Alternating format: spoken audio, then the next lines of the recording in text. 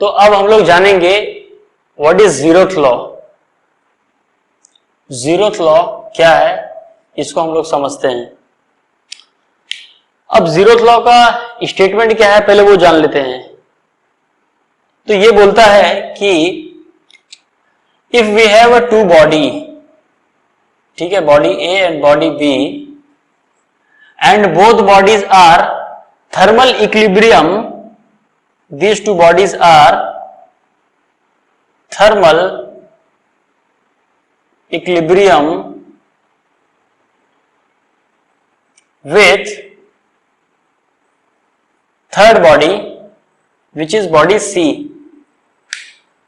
then all these three bodies are thermal equilibrium with each other।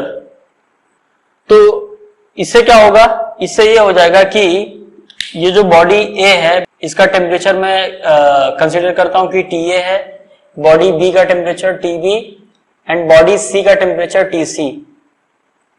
तो इसमें क्या होगा कि all this three bodies are thermal equilibrium with each other. इसका मतलब TA is equal to TB is equal to TC। Okay, तो ये हो जाएगा, इसमें जो टेम्परेचर है तीनों बॉडी का वो सेम हो जाएगा। तो ये स्टेटमेंट ये बोलता है। अब इस लॉ का एप्लीकेशन क्या है? एप्लीकेशन जो होता है वो है टेम्परेचर मेजरमेंट के लिए, टेम्परेचर मेजरमेंट। तो ये जीरोथ लॉ का एप्लीकेशन है। अब मुझे पता है कि अगर किसी बॉडी का टेम्परेचर मेजर करना है तो उसके लिए हम लोग किस इंस्ट्रूमेंट का यूज करते हैं? थर्मोमीटर, ठीक है। थर्मोमीटर का यूज हम लोग टेम्परेचर मेजरमेंट के लिए करते हैं, thermometer for temperature measurement. Okay, तो with the help of thermometer हम लोग टेम्परेचर का मेजरमेंट कर सकते हैं। तो इसमें हम लोग टाइप्स ऑफ थर्मोमीटर्स के बारे में जानेंगे, टाइप्स ऑफ थर्मोमीटर्स।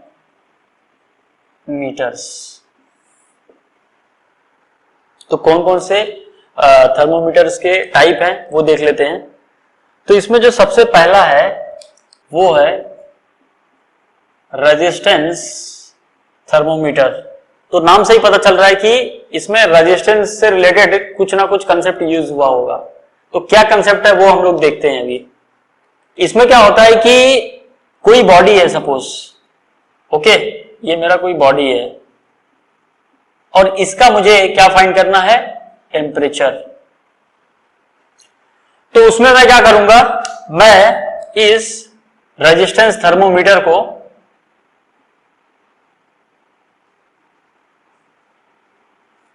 ये जो मेरा रेजिस्टेंस थर्मोमीटर है, थर्मोमीटर, इसको अटैच कर दूंगा इस बॉडी से ताकि इसके कांटेक्ट में आ जाए। अब क्या होगा, जैसे ही इसके कांटेक्ट में आ गया तो जीरोथ लॉ बोलता है कि जैसे ही मैंने किसी बॉडी को दूसरे बॉडी से कांटेक्ट में लेके आया तो फिर क्या होगा, वो बॉडी उस बॉडी दूसरे बॉडी के साथ थर्मल इक्विलिब्रियम एस्टैब्लिश करेगी। तो उसकी वजह से क्या होगा, हीट ट्रांसफर होगा, ठीक है। अब ये जो मेरी बॉडी है, ठीक है, जो ये रेजिस्टेंस थर्मोमीटर है, इसमें लगा होता है रजिस्टर। तो क्या होगा, ड्यू टू हीटिंग इफेक्ट इस रेजिस्टेंस की वैल्यू होगी चेंज होगी, मतलब इंक्रीज भी हो सकता है, डिक्रीज भी हो सकता है। और इसके अंदर एक डिवाइस लगा होता है, तो वो क्या करता है, वो उसमें एक रेफरेंस वैल्यू सेट की होती है कि इस पर्टिकुलर रेजिस्टेंस पे इतना टेम्परेचर दिखाना है। तो अगर रेजिस्टेंस की वैल्यू और बढ़ेगी तो उसके अकॉर्डिंगली टेम्परेचर की वैल्यू भी चेंज हो जाएगी, ठीक है। तो based on the resistance temperature का वैल्यू भी ऊपर नीचे होगा। तो इसमें क्या होगा, बेस्ड ऑन रेजिस्टेंस टेम्परेचर की वैल्यू चेंज होगी और वो आपको उस इंडिकेटर में शो करेगा। तो ये है मेरा रेजिस्टेंस थर्मोमीटर। इसके बाद जो नेक्स्ट है वो हम लोग डिस्कस करते हैं, वो है कांस्टेंट वॉल्यूम गैस थर्मोमीटर। अब इसमें क्या होगा, इसमें नाम से ही मुझे पता चल रहा है कि इस सिचुएशन में वॉल्यूम जो होगा वो कांस्टेंट होगा। अब इसका क्या फंडा है वो हम लोग देखते हैं। इसमें क्या होता है कि एक बल्ब होता है, ठीक है, और ये ऊपर से क्लोज होता है, ओके। ये रिजिड होता है, ये जो बल्ब होगा ये रिजिड होगा। बल्ब मतलब क्या होता है, एक तरह का, ये मैं बोल सकता हूं एक कंटेनर ले लो और कुछ नहीं है, एक सिंपल सा एक कंटेनर है, रिजिड कंटेनर है, और इस कंटेनर से अटैच है मेरा प्रेशर गेज। ये क्या बताएगा, प्रेशर बताएगा। और इसके अंदर भरी हुई है गैस,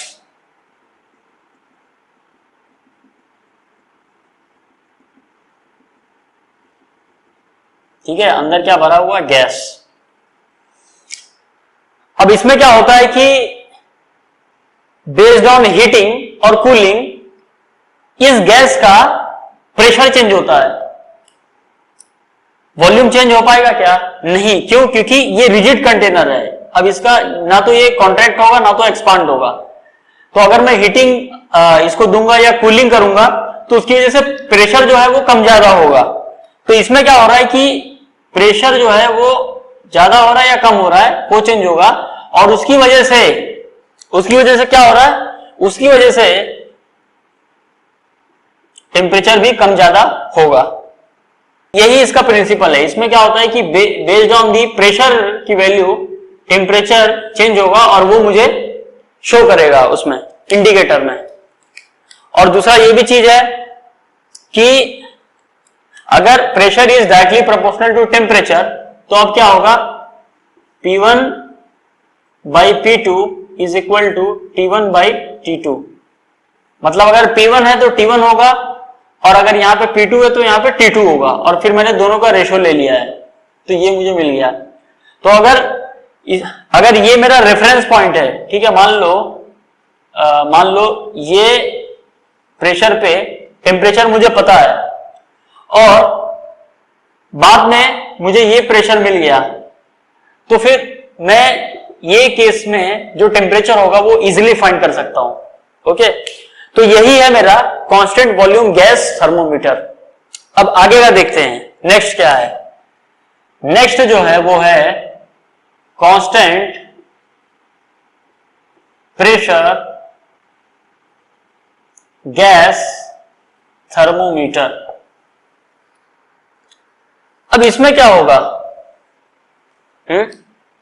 सोचो, इसके जैसा ही है। मतलब जो एनालॉजी हम लोग इसमें यूज कर रहे हैं सेम एनालॉजी इसमें भी यूज करेंगे।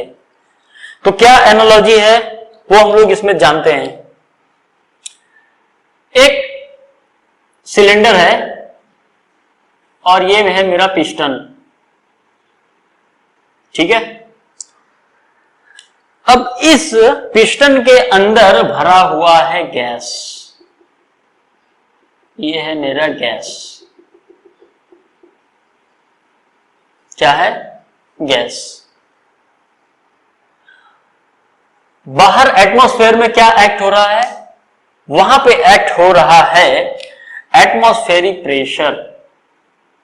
एटमॉस्फेरिक प्रेशर मतलब ये यहां पे इस तरह से एक्ट हो रहा है। ओके, यहां तक क्लियर है। अब एटमॉस्फेरिक प्रेशर जो एक्ट हो रही है वो तो कांस्टेंट है। अब ये गैस में क्या होगा कि बेस्ड ऑन हीटिंग और कूलिंग ये जो पिस्टन है ये ऊपर नीचे होगा, ठीक है। हीटिंग करूंगा तो ये ऊपर जाएगा, कूलिंग करूंगा तो ये नीचे आएगा। और अब जब ऊपर नीचे पिस्टन मूव हो रहा है तो इसमें क्या चेंज होगा, इसमें चेंज होगा वॉल्यूम। क्या चेंज होगा, वॉल्यूम। तो इसमें वॉल्यूम जो है मेरा वो या तो बढ़ेगा या तो कम होगा बेस्ड ऑन द हीटिंग का इफेक्ट। ओके, तो जैसे ही वॉल्यूम चेंज हुआ तो एज अ रिजल्ट क्या होगा, एज अ रिजल्ट टेम्परेचर भी चेंज हो जाएगा। ठीक है, तो यही कंसेप्ट है इसका, कांस्टेंट प्रेशर गैस का यही कंसेप्ट है कि जैसे जैसे मेरा वॉल्यूम चेंज होगा बेस्ड ऑन दैट टेम्परेचर की वैल्यू भी चेंज हो जाएगी। तो इसका मतलब मैं बोल सकता हूं कि volume is directly proportional to temperature.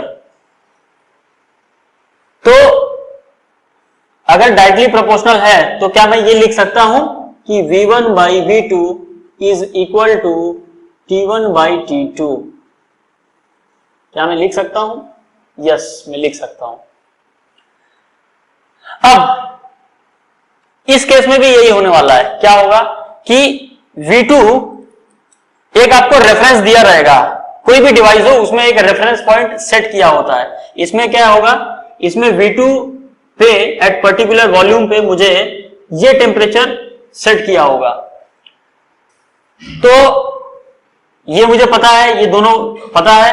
अब बेस्ड ऑन हीटिंग और कूलिंग इसका वॉल्यूम चेंज होगा, और जैसे ही वॉल्यूम चेंज होगा उसको मैं मेजर कर लूंगा, क्योंकि वॉल्यूम मेजर करना इतनी बड़ी बात नहीं है, कर लूंगा।